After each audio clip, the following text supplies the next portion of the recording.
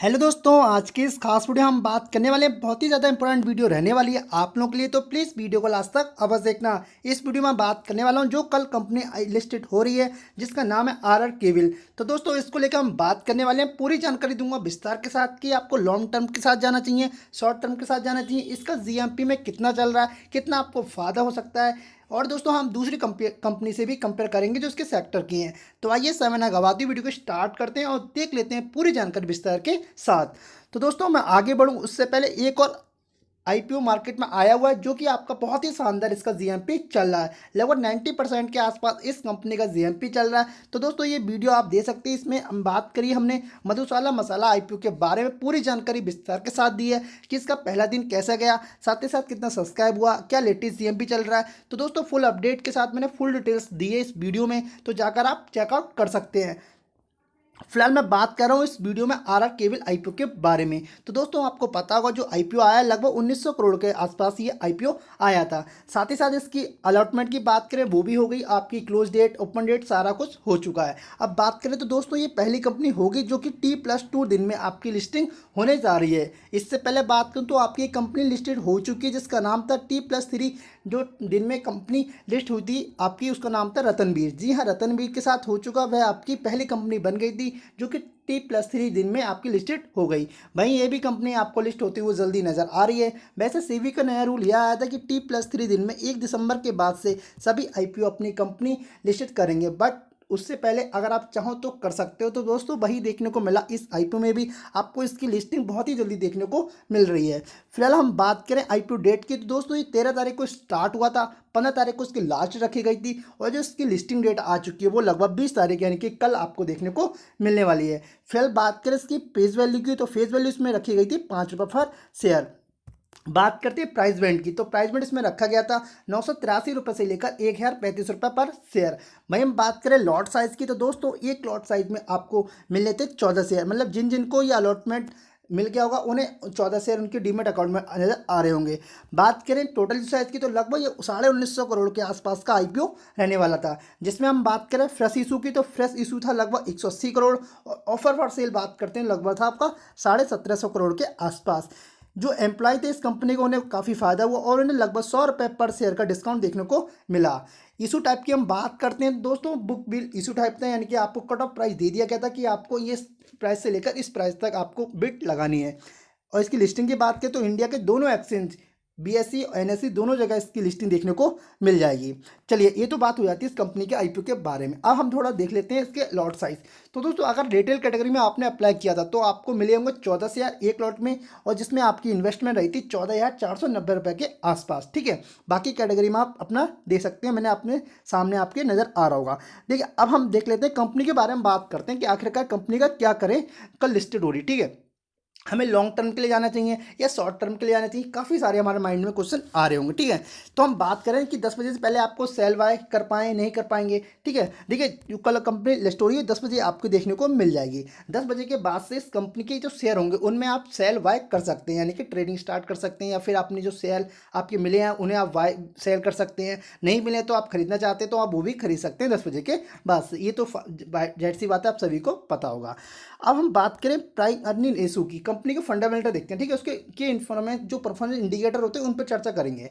जो उस कंपनी का पी रेशो है वो लगभग कितना है, वो 39.26 के आसपास चल रहा है। भाई हम बात करें सेक्टर का पी रेशो क्या है, तो देखिए सेक्टर का जो पी रेशो लगभग 50 से ऊपर है। जी हाँ, 50 के आसपास इसका सेक्टर का पी रेशो है। और भी कंपनियां उनकी भी ऐसे ही देखा गया कि 60 65, ठीक है 55, ऐसा इसका पी रेशो चल रहा है। बट इस कंपनी का थोड़ा सा मुझे लिखा नीचे, बट मुझे उम्मीद है कि ये लिस्ट होने के बाद थोड़ा वर्क करेगी तो जाहिर सी बात है ये भी ऊपर देखने को मिलेगा। तो हमें यहाँ पर ज़्यादा कंफ्यूज होकर रुकना नहीं है। फिलहाल हम बात करते हैं आगे मार्केट कैपिटलाइजेशन की, कंपनी के मार्केट वैल्यू कितनी है। तो दोस्तों, ये काफ़ी सही लगी, लगभग 11,500 की कंपनी लगभग करोड़ की है, यानी कि मार्केट कंपनी में दमखम तो है, मतलब कंपनी आपकी ठीक ठाक है, ओके ओके से। ठीक है, आरओई की बात करें जो कि लगभग 14% के आसपास है। ROC की बात करते हैं जो भी लगभग 15.5% के आसपास है।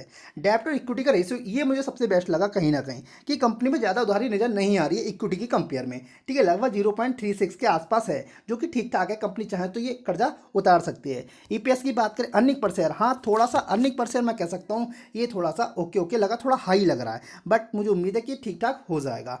रिटर्न ऑन नेटवर्थ की बात करें जो कि लगभग 14% के आसपास है। चलिए अब हम देख लेते हैं इस कंपनी के सब्सक्रिप्शन फिगर कि क्या इसकी सब्सक्रिप्शन फिगर कहती है।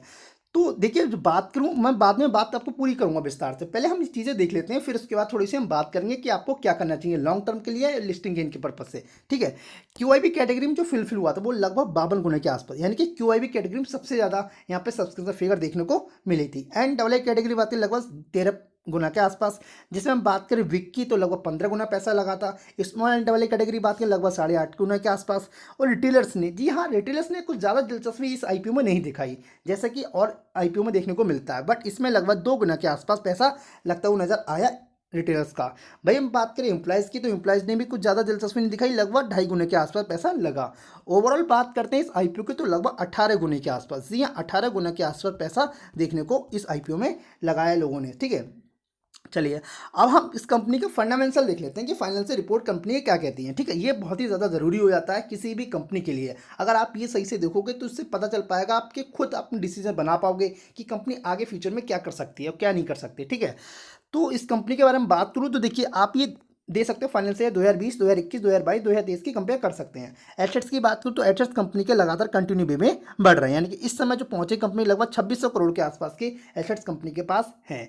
रेवेन्यू की बात करूँ कंपनी रेवेन्यू जनरेट करती है नहीं करती है, तो दोस्तों देखिए 2020 में कंपनी रेवेन्यू जनरेट की लगभग 2500 करोड़ के आसपास, फिर थोड़ा सा पहुंचे लगभग 2700 करोड़ के आसपास, फिर 4400 करोड़, और इस बार कंपनी ने जो 2023 में रिकॉर्ड तोड़ लगभग सबसे ज़्यादा अपने रेवेन्यू जनरेट किया, लगभग ये पहुंचाया 5600 करोड़ के आसपास। ठीक है, प्रॉफिट आफ्टर टैक्स, हाँ जी ये बहुत ही ज़रूरी होता है। देखिए किसी भी अपने बिजनेस को चलाने के लिए, किसी कंपनी चलाने के लिए कि आपका प्रॉफिट कितना है। ठीक है, प्रॉफिट आफ्टर टैक्स कितना आ पा रहा है, तो जो भी लगभग पिछली बार की कंपेयर में करेंगे तो थोड़ा सा कम देखने को मिला है। ठीक है, देखिए 190 करोड़ के आसपास और पिछली बार हुआ था 213 करोड़, लगभग हम कह सकते हैं थोड़ा बहुत कम देखने को मिला है। नेटवर्थ की बात करें तो लगभग नेटवर्थ आपकी इंक्रीज हो रही है कंटिन्यू में, ये दे सकते हैं आप 1000 करोड़, 1200 करोड़ और लगभग 1400 करोड़, यानी कि ये भी ठीक ठाक है।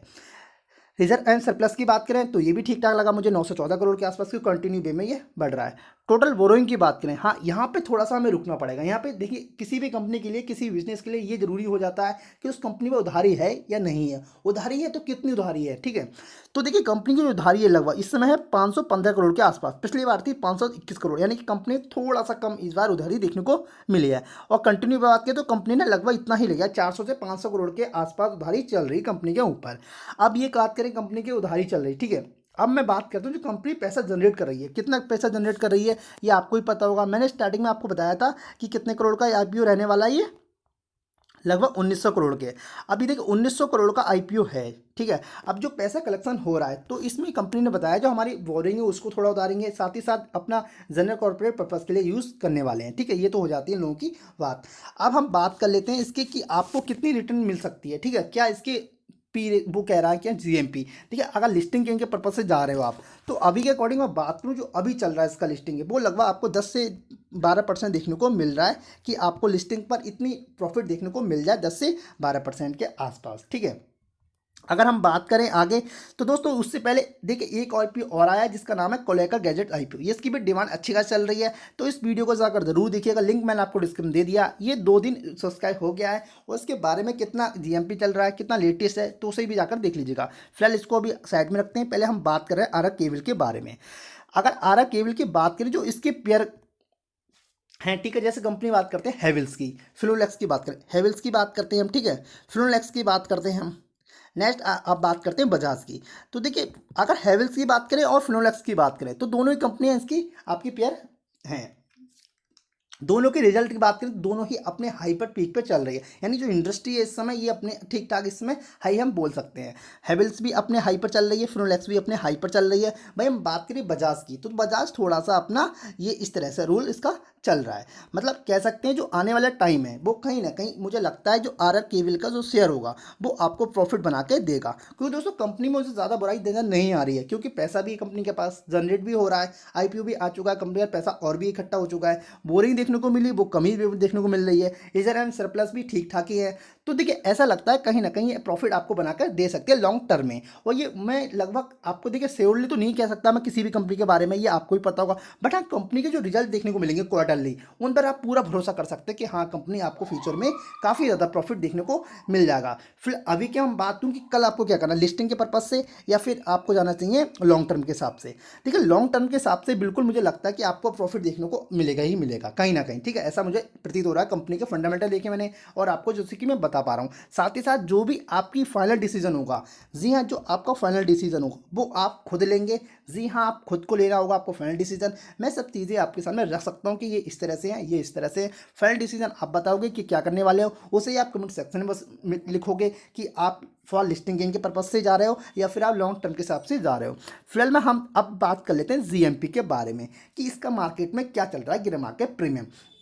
तो दोस्तों आज की डेट में हम बात करूँ लगभग 5 बजे के आसपास तो जो उसका प्राइस बैंड है वो रखा गया था 1,035 रुपये। 1,035 उसका प्राइस बैंड हो जाता है। 91 रुपये के आसपास इसका लेटेस्ट जीएमपी चल रहा है, जिसके चलते 1126 के आसपास लिस्ट हो जाएगा।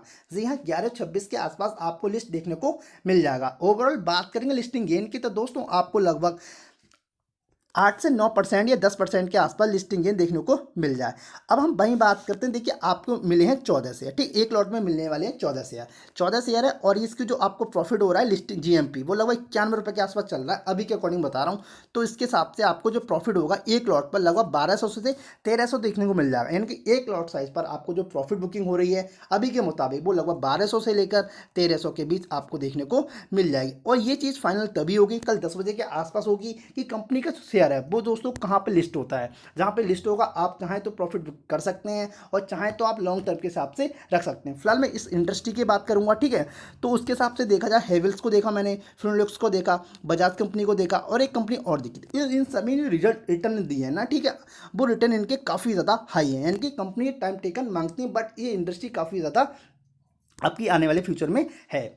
अब बात करूँ आने वाले समय में जो अभी 3 से 4 महीने रहने वाले हैं कहीं ना कहीं, ठीक है, तो यहाँ भी मुझे लगता है कि इंडस्ट्री में कहीं ना कहीं ये उछाल आने वाला है। क्योंकि आपको पता होगा कि कंपनी का बिजनेस मॉडल क्या है, ठीक है। तो इसके हिसाब से मुझे लगता है कि आने वाले समय में बिल्कुल आपको लिस्टिंग गेन पर्पज से भी जा सकते हैं और साथ ही साथ आप लॉन्ग टर्म के हिसाब से भी जा सकते हैं। लिस्टिंग गेन की बात करूँ तो लिस्टिंग गेन जैसे उम्मीद कर रहा था, ठीक है, जैसे हम लोग उम्मीद कर रहे थे कि देखिए किसी भी आईपीओ में अगर आपको 20 से 30% के रिटर्न नहीं मिलते हैं तो मुझे नहीं लगता कि वो बेस्ट लिस्टिंग गेन है कहीं ना कहीं। अब आप भी अपनी राय जरूर बताइएगा कि आपको क्या लगता है कि किसी भी आईपीओ में लिस्टिंग के लिए कितना परसेंट होना चाहिए। तो मेरे हिसाब से तो 20 मिनिमम 20% उससे ऊपर होना चाहिए, बट इसमें क्या अभी लगभग 10% के आसपास चल रहा है। देखते हैं फिलहाल कल कितने बजे लिस्ट होता है। मैं पूरी जानकारी आपको दे दूंगा वीडियो के माध्यम से कि कितने पर लिस्ट हुआ, क्या करना चाहिए आपको शेयर, ठीक है, होल्ड करने चाहिए या फिर लिस्टिंग गेन उठा के हट जाना चाहिए। फिलहाल मेरा डिसीजन क्या, अब ये सुन लीजिए, ठीक है। देखिए मैं आपके ऊपर तो नहीं छोड़ सकता मैं पूरा, बट हाँ मैं अपना डिसीजन आपके लोगों के साथ शेयर कर सकता हूँ कि मैं क्या करने वाला हूँ आखिरकार। तो देखिए मैं क्या करूँगा, मैं लॉन्ग टर्म के लिए जाना चाहूँगा, ठीक है, कितना लॉन्ग टर्म के लिए।